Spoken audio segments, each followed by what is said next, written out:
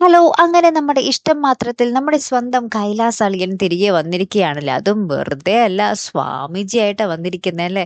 അപ്പൊ നമ്മുടെ ഇഷിതയുടെ അച്ഛനും നമ്മുടെ അഷിതയൊക്കെ പറയുന്നുണ്ട്, ഞങ്ങൾക്കൊന്ന് ആ സ്വാമിജീനെ ഒന്ന് കാണണം എന്നൊക്കെ പറയുന്നുണ്ട്. അപ്പൊ നമ്മുടെ കൈലാസ് അളിയൻ വീണ്ടും ഇഷിതയുടെ അടുത്ത് വന്ന് ചെറിയതായിട്ടുള്ള രീതിയിൽ വീണ്ടും പ്രശ്നങ്ങൾ ഉണ്ടാക്കാനൊക്കെ തുടങ്ങിയിട്ടുണ്ടല്ലോ. അപ്പൊ നമ്മുടെ ഇഷിത പറയുന്നുണ്ട്, ദേ ഇനിയും എൻ്റെ അടുത്ത് കൂടുതൽ കളിക്കാൻ നിന്നാൽ നിങ്ങൾക്ക് തന്നെയാണ് നാശനഷ്ടങ്ങൾ ഉണ്ടാകാൻ പോകുന്നത്. നിങ്ങൾക്ക് തന്നെയായിരിക്കും എന്തെങ്കിലും സംഭവിക്കാൻ പോകുന്നത് നമ്മുടെ ഇഷിത ഭീഷണിപ്പെടുത്തുന്നൊക്കെ ഉണ്ട് കേട്ടോ.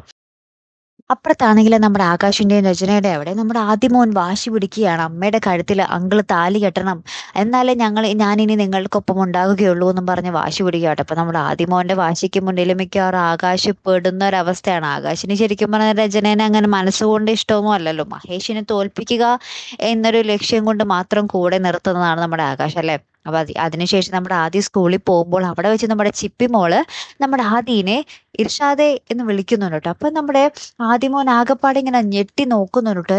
ഈ പേരെങ്ങനെ ഇവക്ക് കിട്ടി എന്നുള്ള രീതിയിൽ ഇങ്ങനെ ഞെട്ടി നിൽക്കുന്നുണ്ട് രംഗങ്ങൾ തന്നെയാട്ടോ കൂട്ടുകാരെ നമുക്ക് കാണുവാൻ സാധിക്കുന്നത്. മിക്കവാറും നമ്മുടെ ചിപ്പി മോള് വഴി ആദിമോനെ ഇഷിതയുടെയും മഹേഷിന്റെയും കൈകളിൽ എത്തിക്കുന്ന ഒരു നിമിഷങ്ങളായിരിക്കാം ഇഷ്ടം മാത്രത്തിൽ വരാൻ പോകുന്നതല്ലേ. നിങ്ങൾക്കും അങ്ങനെ തോന്നുന്നില്ലേ കൂട്ടുകാരൻ? കാത്തിരുന്ന് തന്നെ കാണാം കേട്ടോ. അപ്പൊ അടുത്തൊരു വീഡിയോയുമായി വരുന്നത് വരയ്ക്കും ഗുഡ് ബൈ.